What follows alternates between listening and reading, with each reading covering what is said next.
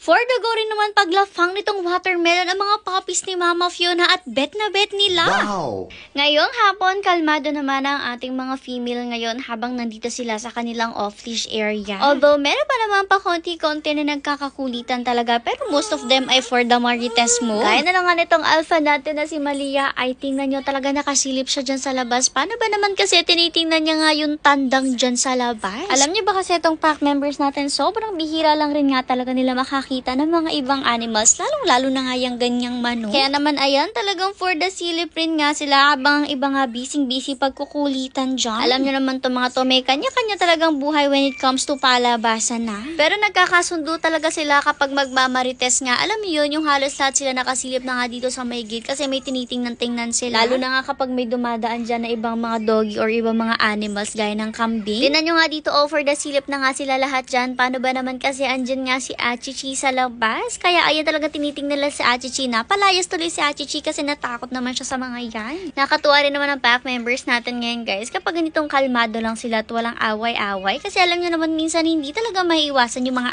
away nila. Pero na-realize ko nga nung medyo bago-bago pa sila magkakasama, madalas talaga yung away nila. Tapos ngayon nawawala-wala na yung away nila dahil medyo nasasanay na rin sila sa isa't isa. Ito naman tatlong mga chunky natin. O diba talaga nagsiksikan pala sila dyan sa maliit na table na yan. Akala mo naman talaga kasya sila. Yung mga pack members kasi natin, nagsistay nga sila dyan sa ibabaw na yan kapag medyo napapagod na nga sila. Parang nagiging pahingahan nga nila yan since para sa kanila ay okay humiga dyan kesa nga doon sa pinakabatukan. Ito si Malia naman siya talaga yung madalas na nandito sa ibabaw. Halos hindi na nga yan bumaba. Bababa nga lang siya kapag magmamarites or minsan kapag magpapoti syempre. Siguro nga dahil dyan, mas nakikita niya rin yung pack members natin sa baba kapag nandyan sa ibabaw. Mas nakakapagmatsyag-matsyag siya bilang alpha. Ito naman na yung pack members natin nung papapasukin na. Nagsigaw na kasi ng pasok kaya ayan lahat sila nakaabang na talaga at siksikan na rin nga sila pagpasok dyan. May pagpapaunahan haba itong si Thunder o diba na late nga siya kasi kinulit-kulit pa nga niya yung mommy niya. Hindi pa nga yung dumiretsong pasok sa loob guys. Tinan niyo may pag-akyat pa dyan bago pa talaga siya totally pumasok. Habang inaayos-ayos nga ni mother itong pakainan nila dito o diba nangungulit-ngulit din siya. Parang nafe-feel niya may nalalafangin sila for today. Tinatawag-tawag pa rin nga sila ni mother para lang umakyat sila dito sa taas. Tapos tinan niyo itong si Snowy. Tinatahulan siya ni Malia. Parang pinupush siguro siya ni Malia na paakyatin at nang matuto na nga siya ng kanya kaso hindi talaga carry nitong si Snowy. Pinush pa siya ni mother, ayan nasapok tuloy siya ni Malia pag-akyat kasi naman daw ang laki-laki na niya, hindi pa kayang umakyat ng kanya.